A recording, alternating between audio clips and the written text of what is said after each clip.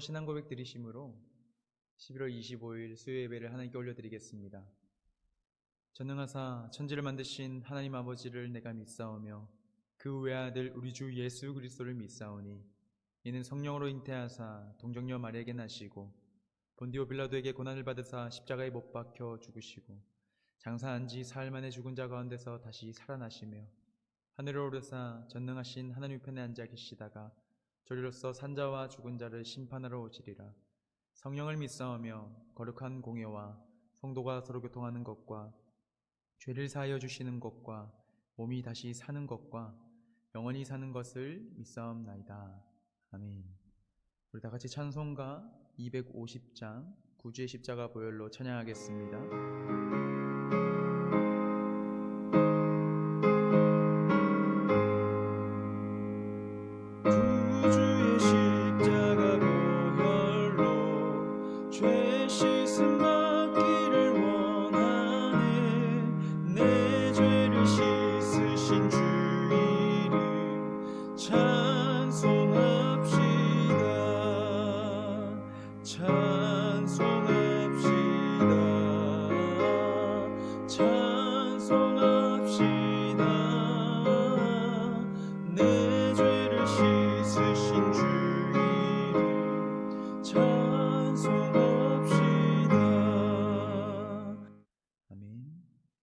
우리 하나님께서 오늘 우리에게 주시는 말씀은 히브리서 9장 15절에서 22절의 말씀입니다. 히브리서 9장 15절에서 22절의 말씀, 신약 성경 361페이지에 있습니다.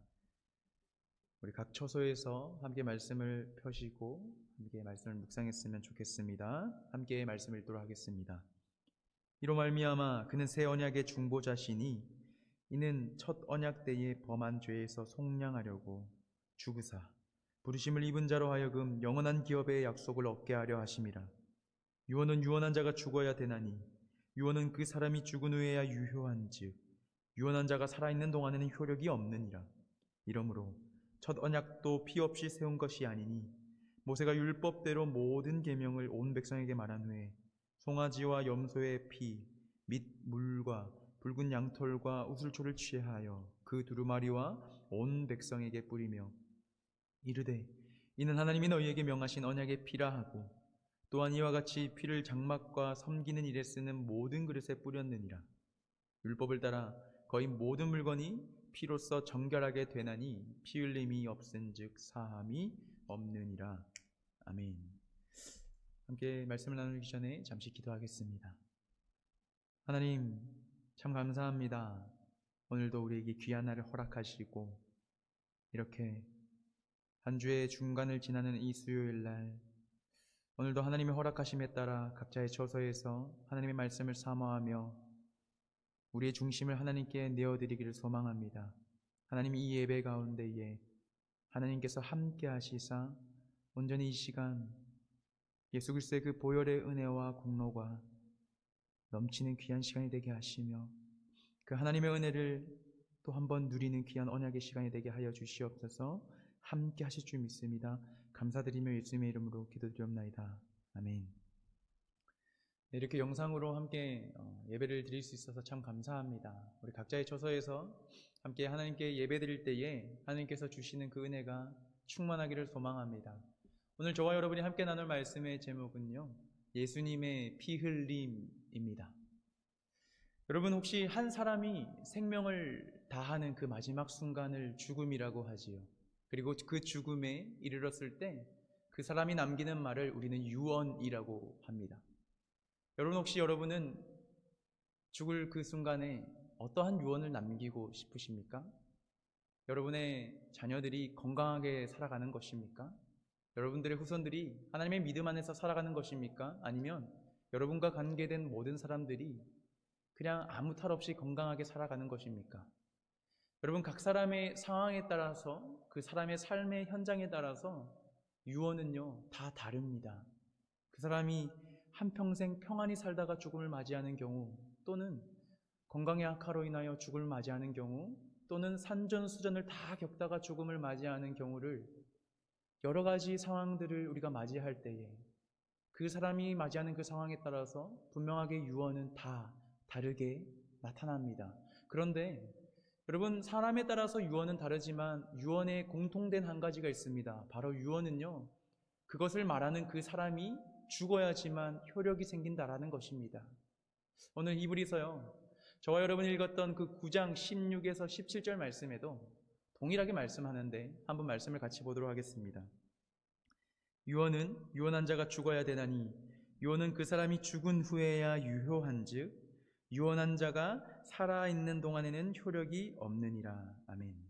여러분, 오늘 히브리서 기자는요, 저와 여러분에게 유언은 그 사람이 죽어야만 유효하다라고 말해 줍니다. 사랑하는 여러분, 오늘 본문에서 유언한 자가 죽어야지만 효력이 있다라고 말하면서 저와 여러분에게 무엇을 말하고 싶을까요? 오늘 이 성경은 유언한 사람이 꼭 죽어야만 효력이 있다라고 말하면서 저와 여러분에게 어떠한 메시지를 전하고 싶은 걸까요? 오늘 이 하나님의 이 가르침은 살아있는 자에게는 효력이 없고 꼭 죽어야지만 효력이 있다라고 말하면서 저와 여러분에게 어떠한 말씀으로 계시하고 싶은 걸까요?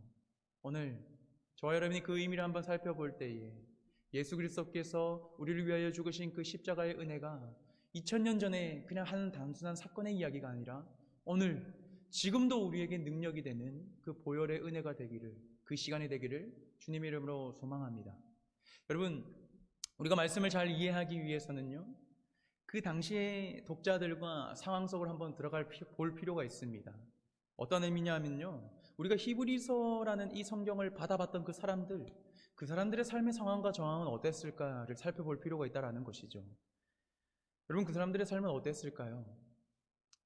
이 당시의 사람들은 어떠했냐 하면 마치 우리가 일제시대에 일본의 통치 아래 있듯이 로마 제국의 통치 아래 있었습니다. 그러니까 삶이 어떨까요? 사회적으로, 경제적으로 탄압과 압박이 있었습니다. 심지어는 여러분, 종교적으로도요, 신앙적으로도 로마의 신을 따르라 했지 우리 그리스도인들이 자신들의 신을 믿지 못했습니다. 그렇게 어려운 상황 가운데 이 당시 그리스도인들은 살고 있었습니다. 여러분, 그런데 참 희한하게요, 어려움은 꼭 찾아오면요, 그 다음에 또 다른 어려움이 찾아오기 마련입니다. 지금 이 당시에 그리스도인들이 외적으로는 로마의 압박 아래에서 살고 있어서 안 그래도 힘든데 내적으로는요, 유대 율법주의자들이 이 그리스도인들로 하여금 야, 너희들 예수 그리스도 믿지 마. 예수 그리스도가 아니라 율법, 모세가 하나님께 받은 그 율법을 전통으로 여기란 말이야 라고 말하면서 종교적인 회의와 또는 종교적인 회유, 그리고 종교적인 혼란을 야기시켰습니다. 그래서 이러한 상황에 있는 성도들로 하여금 히브리서 기자가 쓰는 것이 바로 히브리서입니다. 히브리서 기자가 히브리서에서 담아내고 있는 것이 무엇입니까? 모세의 율법보다, 모세가 드린 제사보다 더 나은 제사이시며 제물 그 자체이신 예수 그리스도께서 단번에 성소로 들어가셔서 그분이 십자가의 피를 흘리심으로 말미암아 우리의 죄를 속량하시고 그 속량의 은혜로 말미암아 저와 여러분이 하나님의 영원한 기업이 되었다라는 것이 이 히브리서에 담겨 있습니다. 오늘 저와 여러분이 읽은 히브리서 9장 말씀에도 동일하게 그 문맥이 흘러가기 시작합니다. 여러분, 그런데 저는요, 어릴 적부터요, 한 가지 궁금했던 것이 있습니다. 바로 예수님은 왜 피를 흘렸는가예요. 어떤 목사님이 이런 말씀을 하시더라고요. 자기는 너무 어릴 때부터 피 찬양을, 예수님의 보혈 찬양을 하다 보니까 예수님이 과다출혈로 돌아가셨다라고 막 우스갯소리를 하는 걸 들은 적이 있습니다. 여러분, 그렇습니다. 방금 우스갯소리로 말했지만요, 우리는 오랫동안 신앙생활을 하면서 예수의 보혈, 예수의 보혈, 그것에 대해서 수도 없이 말했고 들어왔지만 잘 아는 듯해 보이지만 예수님께서 왜 피를 흘리셔야 됐는지, 그리고 그 피가 나에게 진짜 무슨 의미가 있는지에 대해서 잘 모를 때가 참 많습니다. 그러나 감사하게 오늘 이 히브리서 말씀은 저와 여러분에게 그 의미와 그 해답을 가르쳐주고 있습니다. 앞서 우리가 읽었듯이요, 유언은 여러분 그 사람이 죽어야지 효력이 있습니다. 오늘 그 말을 히브리서 9장 16절에서 17절에서 말하고 난 다음에 그 다음 이어지는 18절에서 20절에 더 추가적으로 어떠한 말을 하는데 한번 다 같이 18절에서 20절 말씀을 읽어보겠습니다. 이러므로 첫 언약도 피 없이 세운 것이 아니니 모세가 율법대로 모든 계명을 온 백성에게 말한 후에 송아지와 염소의 피 및 물과 묽은 양털과 우슬초를 취하여 그 두루마리와 온 백성에게 뿌리며 이르되 이는 하나님이 너희에게 명하신 언약의 피라 하고 아멘.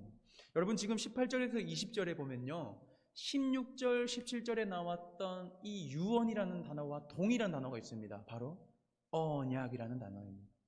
여러분, 왜 유언이라는 단어와 언약이라는 단어가 동일한 단어일까요? 아까 말씀드렸지만 유언은요, 언제 효력이 있습니까? 그 사람이 죽어야지만. 마찬가지로 구약시대에 하나님과 이스라엘 백성들이 언약을 맺을 당시에 짐승의 죽음이 필요했습니다. 그 짐승이 소이든 염소이든 양이든 상관없이 무엇인가가 대신 죽어야 했습니다. 그래서 출애굽기 24장 8절에 보면요, 이렇게 그 모습을 그려냅니다. 모세가 그 피를 가지고 백성에게 뿌리며 이르되 이는 여호와께서 이 모든 말씀에 대하여 너희와 세우신 언약의 피니라. 아멘. 여러분, 유언이 그 사람이 죽어야 효력이 생기듯 구약 백성들과 하나님 사이에서요, 맺은 그 언약도 무엇인가 죽어야 했습니다. 조금 더 말하자면 무엇인가 피를 흘려야 했다라는 거예요. 여러분, 그렇기 때문에 저와 여러분을 위하여 예수 그리스도가 무엇을 흘리셨습니까? 피를 흘리셨다라는 것입니다. 왜 그렇습니까?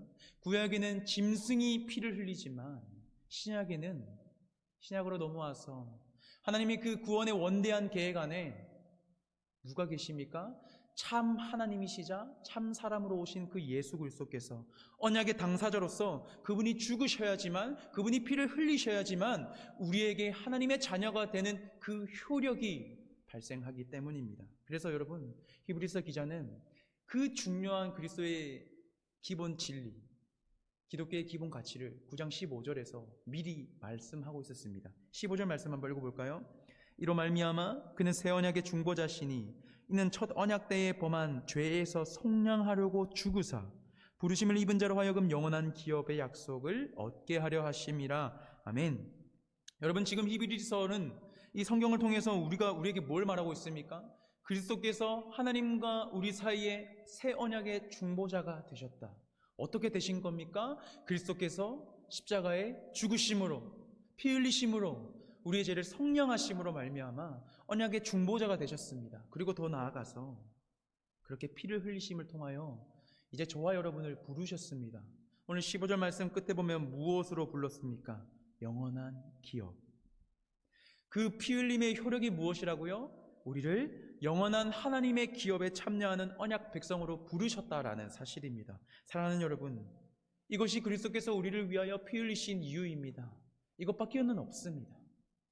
그분이 피 흘리신 이유는 우리의 죄 사함을 위함이었고, 그분의 피 흘림이 없이는 우리가 언약의 은혜를 누림이 없었고, 그분의 피 흘림이 없이는 우리에게 영원함도 없었으며, 그분의 피 흘림이 없으면 우리를 향한 하나님의 그 부르심 또한 없었다라는 것입니다. 오직 그리스도께서 피 흘려 죽으심으로 말미암아 하나님과 우리 사이의 언약의 중보자가 되셔서 더럽혀진 하나님의 형상들을 다시 회복된 하나님의 형상으로 만들어주시고 불러주시고 의롭다 칭해주심으로 말미암아 이제 다시 우리가 그분 안에서 살아가게 하셨습니다.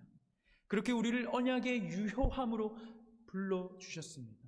이제 우리가 하나님의 그 언약의 유효함을 누리는 언약 백성이 되었습니다. 이것이 예수 그리스도의 피 흘림의 가치이자 진리임을 기억하길 소망합니다. 비록 구약의 제사장들은 매번마다 짐승을 가지고 제사를 드려야 했지만 우리의 대제사장이신 예수 그리스도는 단번에 성소에 들어가셔서 우리를 위하여 피 흘리셔서 자신을 드리셨습니다. 더 나아가 하나님께서는요, 그 피를 철철 흘리는 예수 그리스도를 우리의 제물로 받아주셨습니다. 그로 말미암아 우리가 의롭다 칭함을 받았음을 기억하기를 원합니다. 사랑하는 여러분, 오직 이것은요, 우리의 공로가 아닙니다. 오직 이것은 예수 그리스도의 보혈이 우리에게 주는 능력이자 힘이자 진리이자 소망이 되심을 기억하는 저와 여러분이 되기를 원합니다. 더 나아가 예수님은 언약 중보자로서 역할을 마치시지 않았습니다. 여전히 죄 가운데 살아가는 우리와 죄 없으신 하나님 사이에서요, 지금도 오늘도 여전히 동일하게 우리를 중보하십니다. 왜요?